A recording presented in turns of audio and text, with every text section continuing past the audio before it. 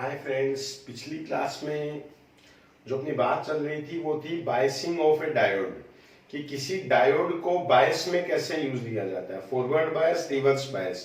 हमने दो यूज पढ़े थे। आज हम दोनों को एक एक करके एक्सप्लेन करेंगे। तो पहले हम पढ़ते हैं forward bias of A diode, कि अगर किसी डायोड को फॉरवर्ड बायस में कनेक्ट करते हैं तो उसमें क्या प्रोसीजर होता है। देखो, ये कोई डायोड है जिसका ये P पार्ट है और ये N पार्ट है, ये इसका मिडिल पार्ट है। बीच में हमने इसमें लिया था डिप्लेशन लेयर, जहां पे करंट की वैल्यू क्या होती है, 0। ये हम PN जंक्शन के वीडियो में समझ चुके हैं। P के साइड में होता है होल और N के साइड में होता है इलेक्ट्रॉन। P के साइड में यहां होते हैं माइनस और यहां होते हैं प्लस N के साइड में। एक चीज यहां हम पहले समझ लें कि यहां जो प्लस और माइनस दिखते हैं ये चार्ज नहीं है। यहां पे क्या है, एक होल था जिसमें इलेक्ट्रॉन आके फिट हो गया। जहां से इलेक्ट्रॉन निकला वहां पॉजिटिव चार्ज हो गया और यहाँ पे नेगेटिव चार्ज आ गया, क्योंकि जो बॉडी चार्ज लेती है उस पे नेगेटिव चार्ज आ जाता है। तो यहाँ पॉजिटिव जनरेट हुआ और यहाँ नेगेटिव चार्ज जनरेट हुआ। एक चीज याद रखेंगे, ये मूवमेंट नहीं शो करते हैं। यहां जो प्लस और माइनस दिखता है ये करंट कैरी नहीं करते हैं। These plus and minus are not used to carry the current. ये करंट कैरी करने के लिए प्लस माइनस यूज नहीं होते हैं। अब कौन सा बायस पढ़ रहे हैं हम, फॉरवर्ड बायस। फॉरवर्ड बायस का मतलब है P को प्लस से और N को माइनस से कनेक्ट करना है। एक ऐसी बैटरी लेते हैं जिसका यहां प्लस है और यहां माइनस है और ये इसको कनेक्ट कर देते हैं। देखो, यहां से इलेक्ट्रॉन्स को चलना है, यहां से होल को चलना है। तो ये पॉजिटिव टर्मिनल नेगेटिव आयंस को, नेगेटिव चार्जेस को अपनी तरफ अट्रैक्ट करेगा। तो ये पॉजिटिव इन इलेक्ट्रॉन्स को अट्रैक्ट करेगा तो इलेक्ट्रॉन्स आएंगे इधर। ये नेगेटिव होल को अट्रैक्ट करेगा तो ये जो होल है ये जाएंगे इधर। अब यहां क्या क्या चीज हमें नोट करनी है वो देखो। सबसे पहले ये इलेक्ट्रॉन यहां आया है, ये होल यहां गया है, तो इस पूरे जंक्शन में करंट फ्लो होता है। ऐसा कोई भी पार्ट इसमें नहीं बचता है जहां करंट फ्लो नहीं हो, या अगर है तो ऐसा हिस्सा बहुत कम होता है जहां करंट फ्लो नहीं होता है। तो हम क्या लिख सकते हैं, current is flowing in hole junction so it is used as switch on. इसलिए ये स्विच ऑन की तरह बिहेव करता है, मतलब करंट इसमें सप्लाई होता है, या इसको हम क्या बोल देते हैं, स्विच ऑन। पहली चीज, अगर किसी डायोड को फॉरवर्ड बायस में यूज लिया जाए तो ये स्विच ऑन की तरह बिहेव करता है।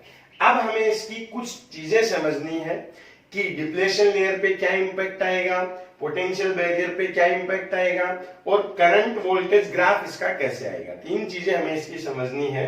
तो सबसे पहले हम समझते हैं इंपैक्ट ऑन डिप्लेशन लेयर। देखो, डिप्लेशन लेयर वो पार्ट है जहां करंट कितना होता है, 0। PN जंक्शन के उस पार्ट को डिप्लेशन लेयर बोलते हैं जिसमें करंट की वैल्यू क्या हो, 0 हो। अब यहां तो पूरे जंक्शन में करंट फ्लो हो रहा है, तो हम यहां से क्या कह सकते हैं, but current is flowing in hole junction, पूरे में फ्लो हो रहा है। So we can say that thickness of depletion layer is reduced. तो यहां से हम क्या कह सकते हैं कि डिप्लेशन लेयर की थिकनेस कम हो जाती है। अगर इसी को आप दिखाना चाहो तो नेक्स्ट डायग्राम में आप यूं शो कर सकते हो यहां आपने दो नेगेटिव दो पॉजिटिव चार्ज शो किए हैं, यहां एक नेगेटिव एक पॉजिटिव, और इलेक्ट्रॉन्स ज्यादा कर देंगे, इधर होल की value number of hole increase कर देंगे। डिप्लेशन लेयर पहले के कंपैरिजन में श्रिंक कर जाता है, या इसकी थिकनेस जो है वो कम हो जाती है, पहला। दूसरा था इंपैक्ट ऑन स्टॉपिंग पोटेंशियल या इंपैक्ट ऑन पोटेंशियल बैरियर। अब ये तब समझ में आएगा जब आपको पोटेंशियल बैरियर का फंक्शन पता हो। देखो, पोटेंशियल बैरियर का यूज हमने कल पढ़ा था लास्ट वीडियो में, कि पोटेंशियल बैरियर ये चाहता है कि N के इलेक्ट्रॉन P की तरफ नहीं आए, और अगर कोई इलेक्ट्रॉन आ गया है एक्स्ट्रा में तो वो इसको वापस भेज देता है। क्या कहते हैं? It wants to stop the flow of electrons of N towards P। ये चाहता है कि N के इलेक्ट्रॉन P की तरफ नहीं आए, लेकिन क्या इधर नहीं आए? ये सारे इलेक्ट्रॉन इधर आए हैं, मतलब पोटेंशियल बैरियर जो चाहता था वो नहीं हुआ है। किसका चाहा हुआ नहीं होता? कमजोर आदमी का या पावरफुल का? पावरफुल तो जो चाहेगा वही होगा, कमजोर आदमी जो चाहेगा उसका चाहा हुआ नहीं होगा। तो हम क्या कह सकते हैं? पोटेंशियल बैरियर क्या पड़ गया है? कमजोर पड़ गया है। तो हम यहां से क्या कह सकते हैं? So potential barrier is reduced. Potential barrier की वैल्यू क्या हो जाती है? कम हो जाती है। तीसरा हम पढ़ते हैं VI ग्राफ। थर्ड पे आते हैं VI ग्राफ। तो देखो ये VI ग्राफ क्या है? देखो, आप यहां से 1 वोल्ट अप्लाई करते हो तो एक इलेक्ट्रॉन आता है, आप 2 वोल्ट अप्लाई करते हो तो नंबर ऑफ इलेक्ट्रॉन इंक्रीज होगा। वोल्टेज इंक्रीज करने का मतलब आप वो पावर इंक्रीज करते हो जिससे आप इलेक्ट्रॉन्स को अपनी तरफ खींचते हो। 2 करते हो तो 2 आएंगे, 3 करते हो तो 3। यहाँ पे कितने इलेक्ट्रॉन? 6 दिखते हैं। अगर आप एक ऐसा वोल्टेज अप्लाई करते हो जिसपे सारे वोल्टेज एक साथ खींचते हैं, सारे इलेक्ट्रॉन, पहले 1 आया, फिर 2 आया, फिर 3 आया, फिर एक ऐसी वैल्यू वोल्टेज की हमें मिलेगी जिसपे सारे इलेक्ट्रॉन एक साथ आएंगे। तो पहले तो करंट बढ़ता है धीरे धीरे, 1 इलेक्ट्रॉन 2 इलेक्ट्रॉन, फिर एक ऐसी वैल्यू आती है जिसपे सारे इलेक्ट्रॉन एक साथ आएंगे। ऐसी वैल्यू जिसपे सारे इलेक्ट्रॉन एक साथ आ जाए उसको नी वोल्टेज बोलते हैं। ग्राफ पे हम इसको शो करेंगे। इधर लेते हैं V, इधर लेते हैं I। इनिशियली करंट बढ़ता है धीरे धीरे धीरे धीरे, फिर अचानक से बढ़ जाता है। जिस वोल्टेज पे ये हो यहां, उसको बोलते हैं नी वोल्टेज। क्या बोलते हैं? नी वोल्टेज। इसकी थ्योरी लिखने की यहां नहीं है, आपको डायरेक्ट ये ग्राफ याद रखना है कि इनिशियली जब हम वोल्टेज अप्लाई करते हैं तो करंट धीरे धीरे बढ़ता है, फिर एक ऐसी वैल्यू आती है जिसपे सारे इलेक्ट्रॉन एक साथ फ्लो करने लगते हैं। जिस वोल्टेज पे सारे इलेक्ट्रॉन एक साथ चलने लगते हैं उसको बोलते हैं नी वोल्टेज। तो फॉरवर्ड बायस से रिलेटेड जो चीज हमें याद रखनी है वो क्या क्या है? पहली चीज, ये स्विच ऑन की तरह काम करता है, नंबर 1। दूसरा, इसमें डिप्लेशन लेयर की थिकनेस कम हो जाती है। तीसरा, पोटेंशियल बैरियर रिड्यूस हो जाता है। और चौथा, पहले करंट धीरे धीरे बढ़ता है और बाद में इसकी वैल्यू अचानक से बढ़ती है। अचानक बढ़ने की वजह से ये ग्राफ में एक पॉइंट शो किया जाता है जिसको क्या बोलते हैं? नी वोल्टेज। ये था फॉरवर्ड बायस। अब समझते हैं रिवर्स। अब हम बात करते हैं रिवर्स बायस की, कि अगर डायोड को जिस पोजीशन में हमने अभी जोड़ रखा था उससे उल्टी पोजीशन में जोड़ देते हैं, मतलब अगर डायोड को फॉरवर्ड बायस की जगह रिवर्स बायस में कनेक्ट किया जाए तो जो अभी की पोजीशन थी उससे क्या चेंज आएगा? देखिए, नंबर 2 पे हम चलते हैं। रिवर्स बायस ऑफ डायोड और पीएन जंक्शन भी इसको हम बोल सकते हैं। देखो, हमने ये पढ़ा है कि ये कोई पीएन जंक्शन है जिसका ये पी पार्ट है, ये एन पार्ट है। यहां इसका डिप्लेशन लेयर है जिसमें पी के साइड में यहां होते हैं होल, ये रहे, एन के साइड में है इलेक्ट्रॉन। ठीक है, अब आगे पी के साइड में यहां होते हैं नेगेटिव चार्जेस, एन के साइड में होते हैं पॉजिटिव चार्जेस। इसको हम एक ऐसी बैटरी से कनेक्ट कर देते हैं जिसका एन के साइड में पॉजिटिव टर्मिनल है और पी के साइड में नेगेटिव टर्मिनल है।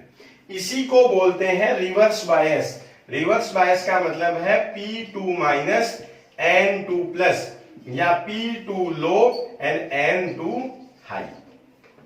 अब जैसे ही इसको हम कनेक्ट करते हैं तो क्या होगा, अभी हमने ये कहा था कि इस पार्ट के चार्ज कैरी नॉर्मली नहीं करते हैं, तो होगा क्या, P को आपने कनेक्ट किया नेगेटिव पे, N को आपने कनेक्ट कर दिया पॉजिटिव पे।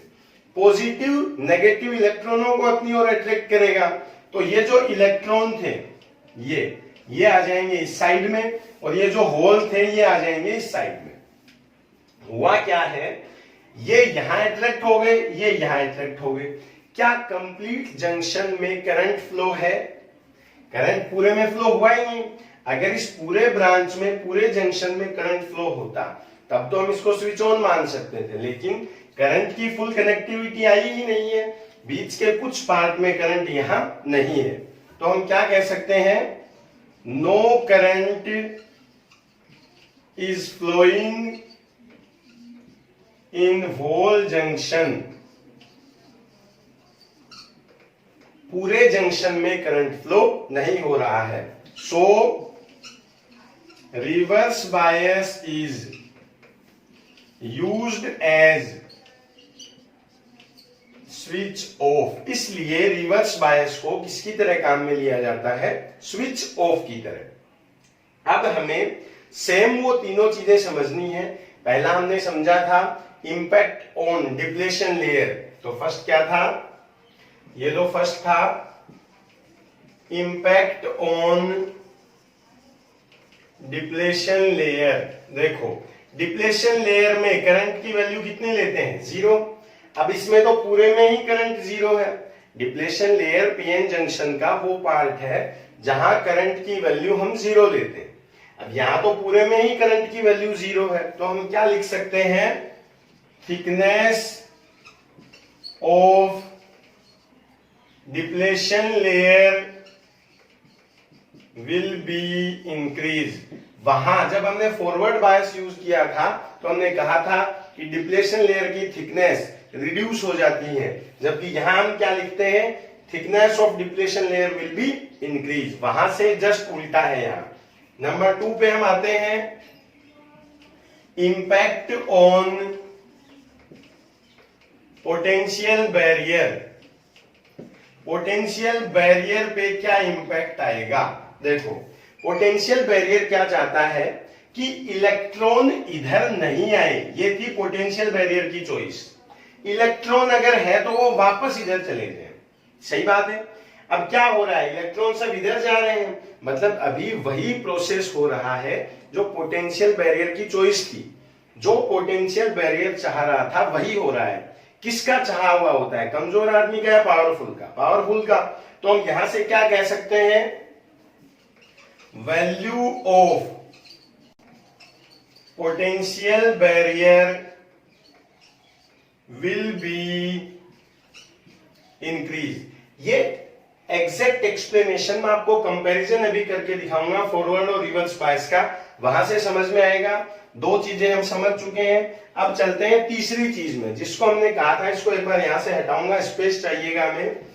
तीसरी चीज हमने कही थी VI ग्राफ, वोल्टेज करंट का ग्राफ कैसे ड्रॉ करते हैं। इसको ये लो यहां से हटा देते हैं। नंबर 3 हमने कहा था VI ग्राफ, ये कैसे ड्रॉ होता है।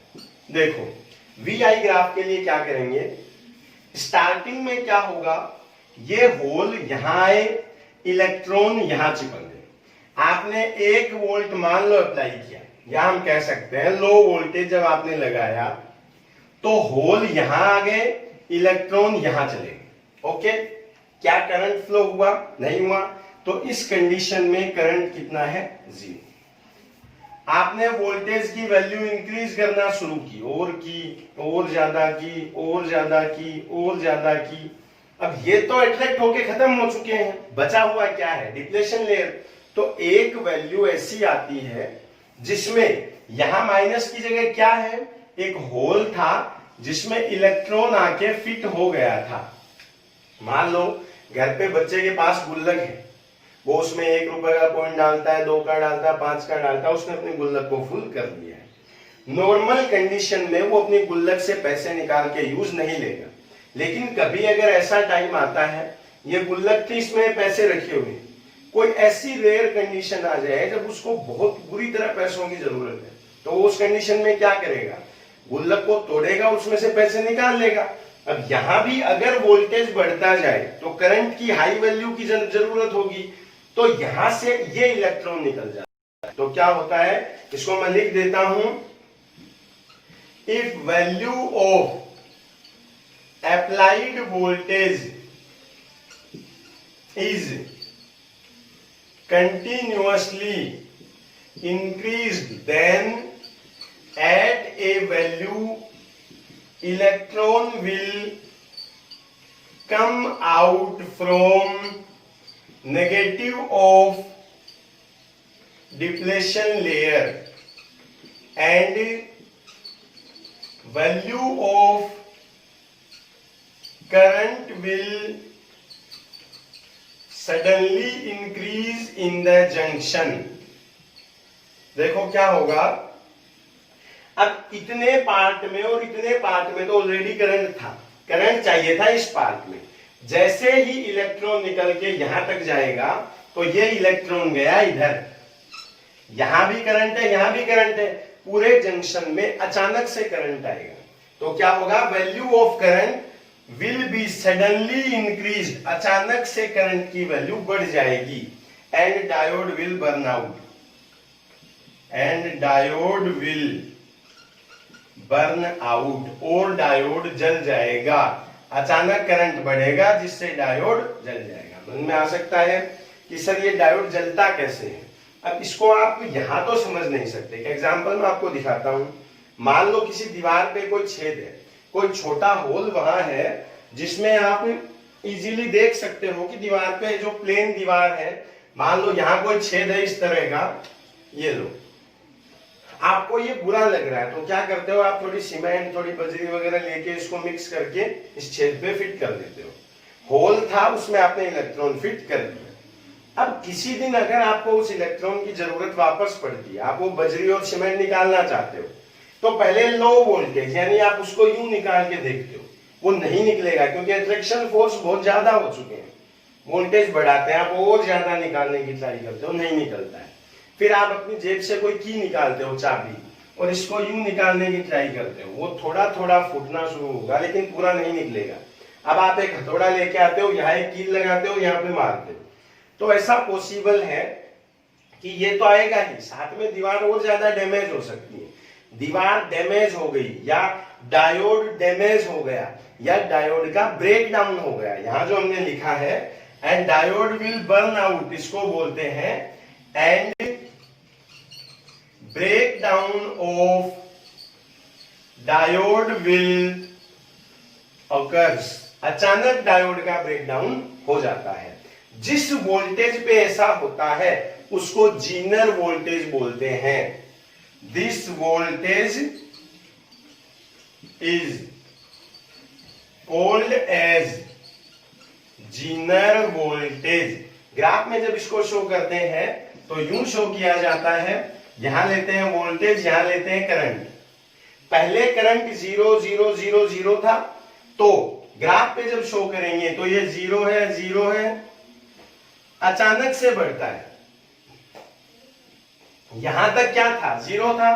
फॉरवर्ड बायस में जब हमने डायोड काम में लिया तो लाइन शुरू से ही कुछ उठी हुई थी, मतलब करंट की वैल्यू इंक्रीज हो रही थी। लेकिन यहां इस केस में इनिशियली करंट कितना था, 0 था, अचानक बढ़ता है। जिस वोल्टेज पे ऐसा होता है उसको बोलते हैं जीनर वोल्टेज, और जो डायोड इस पे काम करता है उसको बोलते हैं जीनर डायोड। अपने घरों में जो रेफ्रिजरेटर होता था पुराने टाइम का, एक बॉक्स रखा होता था जिसपे वोल्टेज का नीडल डिफ्लेक्शन करता रहता था, उसके पीछे फ्यूज की जगह जीनर डायोड काम में लिया जाता था कि अगर वोल्टेज एक लिमिट को एक्सीड करता है, नॉर्मल चलता रहेगा तब तक डायोड सेफ है। अगर वोल्टेज की लिमिट को जीनर डायोड एक्सीड करता है तो जीनर डायोड का ब्रेकडाउन हो जाता है। फ्यूज का काम क्या है, वोल्टेज ज्यादा है तो फ्यूज उड़ जाता है, जल जाता है वहां से। सर्किट का ब्रेक डाउन हो जाता है। सेम उसी तरह फ्रिज के स्टेबलाइजर में, अगर फ्रिज पे देखा हो, पुराने टीवी पे आपने देखा हो, तो डायोड का ब्रेक डाउन होता है। वहां कौन सा डायोड काम में आता है? Zener diode. ये था इसका प्रोसीजर।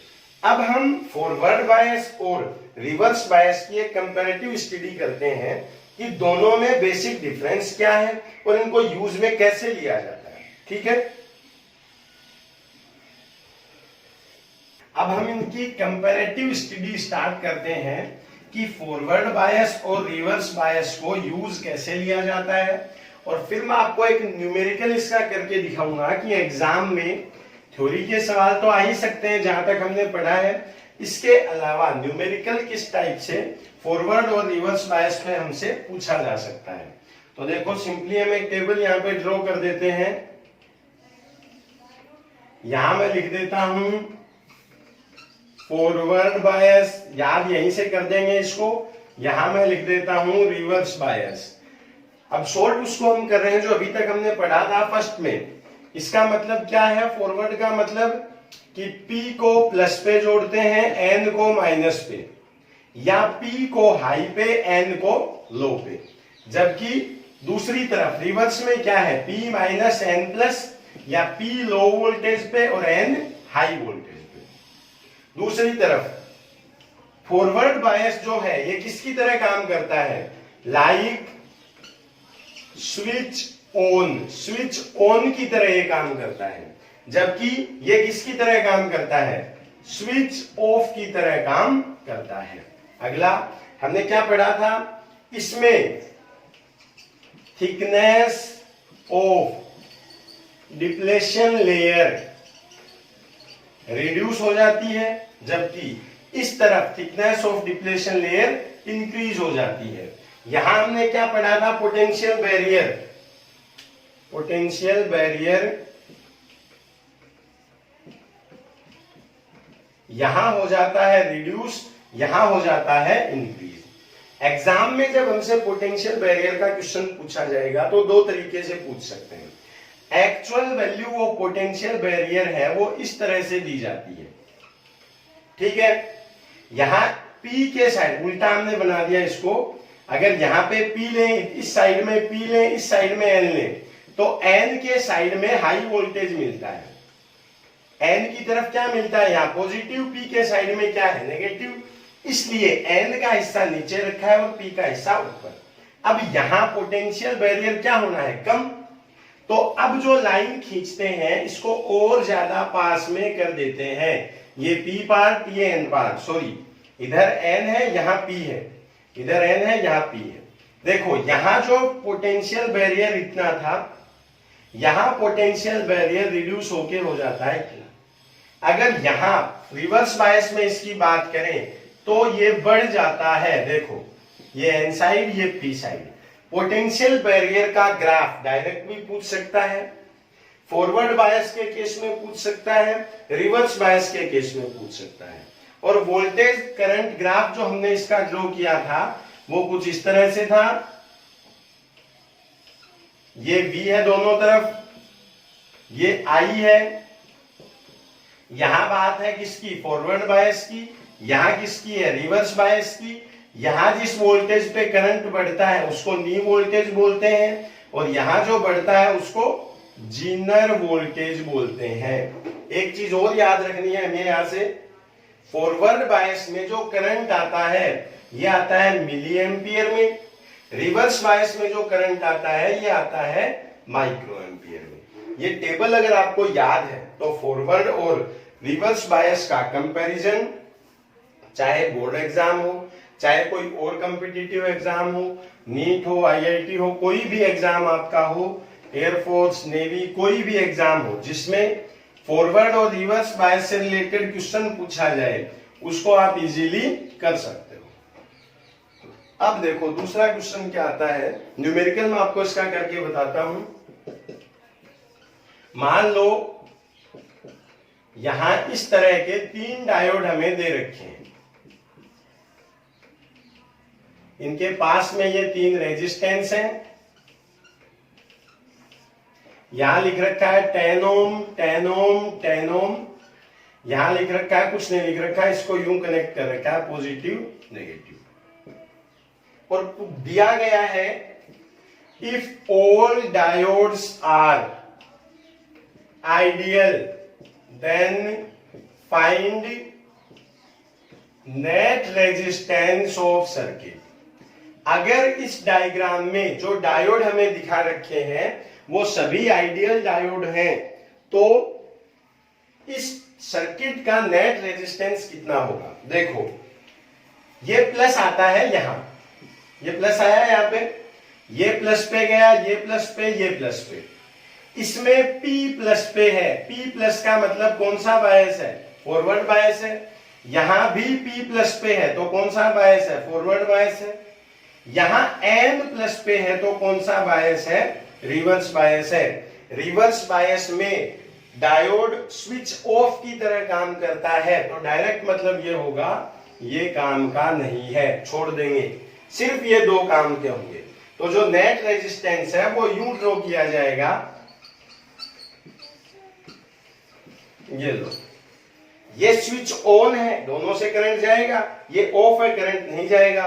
ये 10 है, ये 10 है, 10 और 10 पैरेलल में हो तो 1/R is equals to 1/R1 plus 1/R2, 1/10 plus 1/10, तो उत्तर आ जाएगा 5।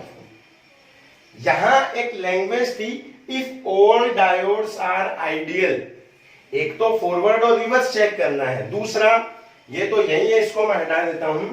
इसी क्वेश्चन में लैंग्वेज चेंज अगर करता है तो स्लाइड सा चेंज करेगा, क्या, if in the given circuit if resistance in forward bias of diode is 10 ohm and resistance in reverse bias is infinite, then find net resistance of circuit।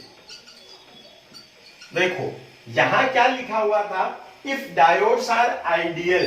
Ideal का मतलब है फॉरवर्ड बायस स्विच ऑन, मतलब इसका resistance 0, और reverse bias में resistance infinite. इस language में क्या किया है, in the given circuit if resistance in forward bias of diode is 10 ohm। यहां कितना ले रहे थे हम, 0, तीनों का, डायोड्स का फॉरवर्ड बायस में, लेकिन यहां फॉरवर्ड बायस का कितना दे रखा है, 10 ohm, और रिवर्स बायस कितना है, इनफाइनाइट। तो रिवर्स तो ऑफ है, इस पे तो कोई चेंज नहीं आएगा, लेकिन उस डायग्राम का अब नेट रेजिस्टेंस इस तरह देंगे। ये 10 और 10 तो थे ही, अब इस डायोड के पास भी कुछ रेजिस्टेंस है, कितना है, फॉरवर्ड बायस में 10 ओम है, तो उसको भी अब हटाने की बजाय लिखेंगे 10 ओम। ये 10 और 10 होगा 20, ये 10 और 10 होगा 20। पैरेलल का रेजिस्टेंस 1/R, 1/R1, 1/R2 से करेंगे तो आएगा 10 ओम। तो एग्जाम में जब आप क्वेश्चन करते हो तो उस टाइम ये चीज याद रखेंगे कि फॉरवर्ड बायस, रिवर्स बायस, इन तीनों के लिए रेजिस्टेंस किस तरह दिए हुए हैं, आइडियल कंडीशन के दे रखे हैं या किसी फिक्स कंडीशन के साथ में दे रखे हैं। इनको पुट करने के बाद आप क्वेश्चन सोल्व कर सकते हो। ये था forward and reverse bias of diode, और इसको किस तरह से सोल्व किया जाता है। कल हम डायोड के कुछ और क्वेश्चन पढ़ेंगे और साथ में पढ़ेंगे एप्लीकेशन ऑफ डायोड। यहां तक पढ़ लीजिए, कोई डाउट हो तो मुझसे पूछ सकते हो। वीडियो पसंद आया हो तो लाइक जरूर करें, और चैनल अगर सब्सक्राइब नहीं किया है तो सब्सक्राइब जरूर करें। जितने भी आपके दोस्त हैं सबसे वीडियोस को शेयर करें ताकि वो भी ज्यादा से ज्यादा इनको समझ पाए। 12th की फिजिक्स ऑलमोस्ट अपने चैनल पे अवेलेबल है। कोई चैप्टर आपका नहीं पढ़ा हुआ है, आपके पास में फ्री टाइम है, तो आप उसको भी यूज कर सकते हो। Take care, bye.